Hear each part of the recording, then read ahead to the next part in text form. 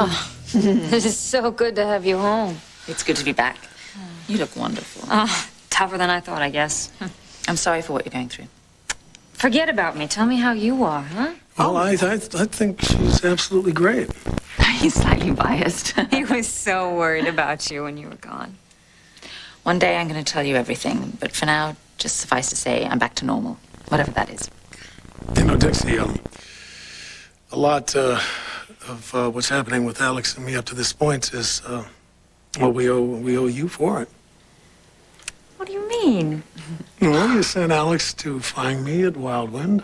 I was sick, I was isolating, and you understood that the only way that I was going to get well was to open up to her again, so you sort of saved us both. Listen, David had a lot to do with you getting strong enough to be able to do that, Dimitri. What's that look for? We know about the trouble you're having with Tad and David. You know, sometimes I think there isn't a soul in this town who doesn't. You guys gonna get us something here? Yeah. Alex, don't you think we should tell Dixie what we know?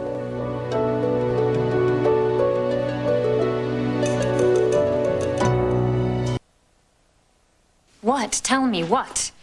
And please don't go through a list of David's shortcomings. No, we understand that you're going through a difficult patch. I certainly don't want to add to that. Thank you. It's been rather I'm intense. sure that you and Tad are getting it from all sides. A lot of people care about both of you. You stop us if we're stepping over the line here? Listen, I think of you both as friends. I do. But what Tad and I have been through is really complicated and rather painful. And it's kind of obvious to me that you both have made up your mind about David and me. So... Dixie, we're just privy to some information. About David's past. Oh, well, that's new. Now we're on to his past. Most people tell me what a jerk he is now. For goodness sake, I don't want to put you on the defensive Why here. do you want to dredge up ancient history about a man that you share an office with, Alex? He's a wonderful doctor. What a horrible human being, No. right? Look, you don't need to warn me off of David. I know who he is with me. And isn't that what matters? One would like to think so, Dixie. Well, what does that mean? What Dimitri is trying to say is that we owe you for getting us back together. You don't owe me anything. I'm just happy that Please, you're both okay. let me finish. We owe you, and everything that I'm going to say to you is because I care about you, and I'm trying to help. Okay. All right. I know things about David that nobody else does. Like what? Well, I was in residency in London, and I knew him fairly well because he was dating my roommate. Okay. Her name was Siobhan. Was? Yes, she's dead. She died. And I blame him for that. Oh, my God. Dixie, we just want you to know some things about David because What, do you think that he's gonna kill me? Is that what you're saying? Alex? No! I don't think that he would harm you physically in any way. Okay, then what are you saying? It's so hard for you to hear. Well, it's just a little, yeah. So why do you say it? Because I really do believe that he is responsible for Siobhan's death. You know what? I'm And sorry. I have to stop you. I apologize. I'm sorry that about your friend. I'm sorry that you think that David is such a threat, but this just is ringing a little false to me. Dixie, we wouldn't be saying these things if we didn't think they were true. If you think, Alex, that David is such a threat, why do you work with him here at the hospital? If you think that he is truly responsible for your friend's death, why do you share an office with him? Isn't he the man that practically brought your husband back from the dead? And you still think, though, he's a bad man and I shouldn't have anything to do with him? It's not that simple. Well, you tell me what it is, because, you know, the whole tribal council of Pine Valley has weighed in on this before you came back to town. I've had to listen to Brooke and my husband and his brother and everybody else and all my in-laws. More than once, David has been a port in a storm for me, okay? More than once. He's saved my life. More than once. He doesn't tell me what to do or how to think or what to feel. And honestly, that's a lot more than most people in this town, including every one of my friends and all of my family, have done.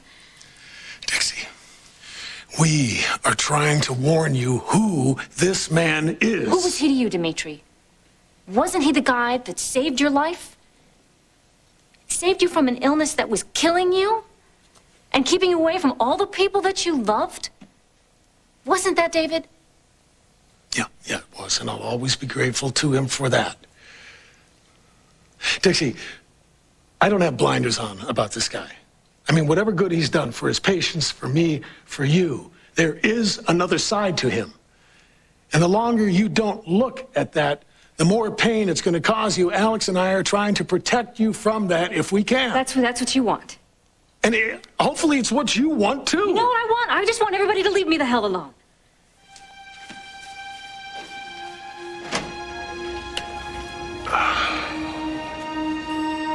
I know you were trying to help Dixie, but do you realize what you almost did? Look, if there's anyone I know that can be trusted, it's Dixie. That's not the point. My sister's safety depends on her remaining hidden. Now, that would not happen if Dixie knew the truth about David. You don't know that. Alex, I'm trying to make a point. Dixie has no idea what David is capable of. I agree. I'm not going to sacrifice my sister's safety in order to clue her in. We tried to tell her. And she did not hear it. Alex David is silencing us by blackmailing us. Very successfully. Yes, that's exactly my point. If we tell Dixie that her boyfriend drugged everybody on the yacht, David's going to go out and tell the entire world Anna is alive. I do not think that Dixie would repeat that to him. What? In your perfect universe, we tell her that she's falling in love with a rat and she leaves him without any explanation? Oh, now we're going to get a little slippy, right? Because you're being an idiot. Thank you very much. Listen, I love you, but I don't think you understand the gravity of this situation. The hell I don't. Isn't there another way we can look out for Dixie? Well, all right. What's left? You told her that David was responsible for your roommate's death. She didn't blink an eye. So what are we going to do? I mean, we can't just let her walk into a full-blown relationship with David Hayward. How do you tell someone not to feel what they're feeling? Well, you tell someone that's falling in love with a pathological liar. I mean, right there's a little bit of a door that opens up. See? All right. Please, give me a chance to get Anna back on her feet so that she can look after herself. And then we will expose David, we'll parade him through the square, And whatever you want to what do. if we're too late?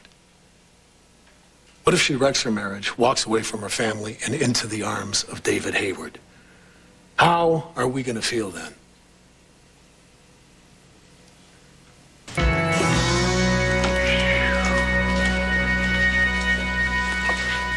All right. Anything else you need? I need to go to the library, actually, to get some more books. So, is that you or me? It's me. Hello? Edmund.